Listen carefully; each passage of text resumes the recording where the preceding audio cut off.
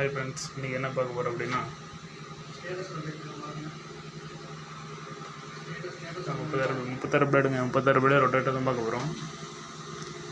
இது வந்து என்னென்னா 45 ஹெச்பி ப்ரோ.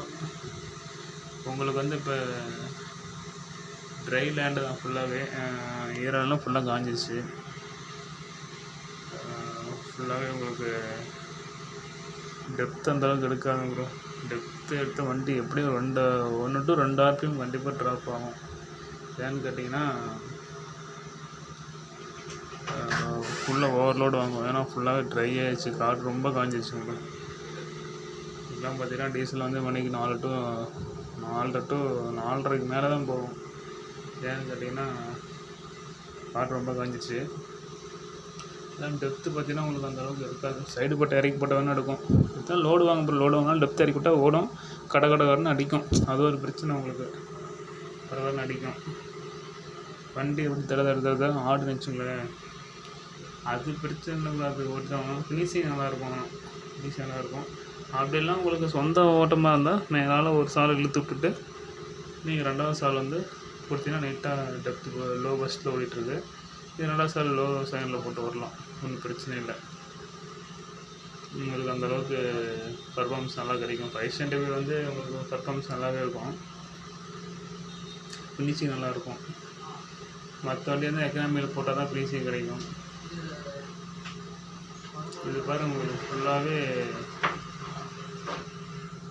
ஓவராலாகவே உங்களுக்கு வர நாடுது. என்ன கிரீஸ் அடிச்சு ஓட்டுங்க, டெம்பரேச்சரை பார்த்துங்க. முக்கியமாக டெம்பரேச்சர், ரேடியேட்டர் தான் முக்கியம். ஸோ அதனால் டெம்பரேச்சர் பார்த்துங்க. வேறு இதில்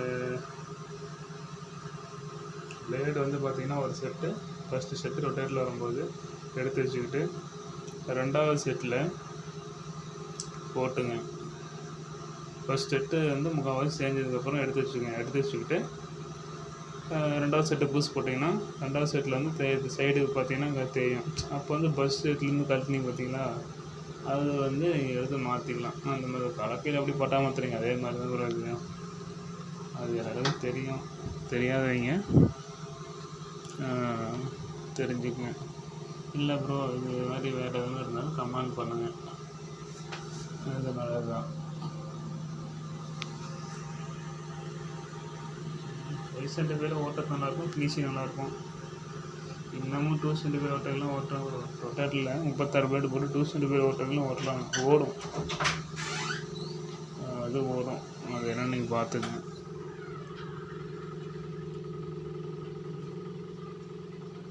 அது எனக்கு கண்டிப்பாக நல்லா தான் ஓடும். மற்றபடி பார்த்தீங்கன்னா அது சொல்கிற அளவுக்கு ஒன்றும் இல்லைங்க ப்ரோ. வண்டி 5 காப்பி நல்லாயிருக்கும். எல்லாமே ஓட்டுறது கையிலையும் இருக்குது.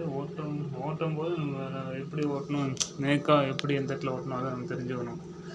நம்ம பாட்டு விட்டு டயர் சுற்று விட்டு ஃப்ரெண்டு தூக்கி அடித்தோம். ஃப்ரெண்டு வந்து மேக்ஸிமம் தூக்கி அடிக்காதீங்க.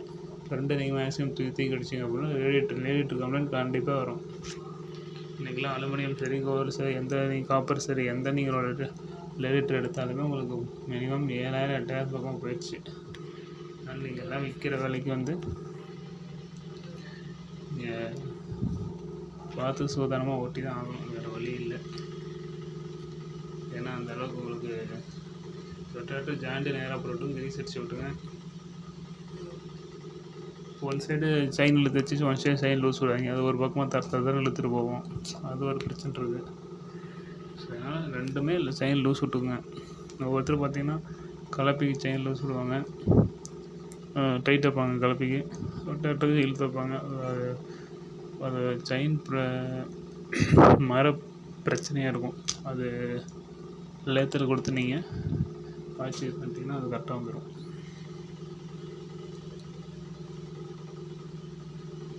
மற்றபடி சொல்கிற அளவுக்கு பர்ஃபார்மன்ஸ் நல்லாயிருக்கும் நண்பா. 36 பேர் ரொட்டேட்டில் பர்ஃபார்மன்ஸ் நல்லாயிருக்கும், அது ஒன்றும் பிரச்சனை இல்லை. ரொம்ப ரொட்டேட்டர் அதிரையும் விடாதீங்க. ரொம்ப ரொட்டேட்டர் அதிரை விட்டிங்கனாலும்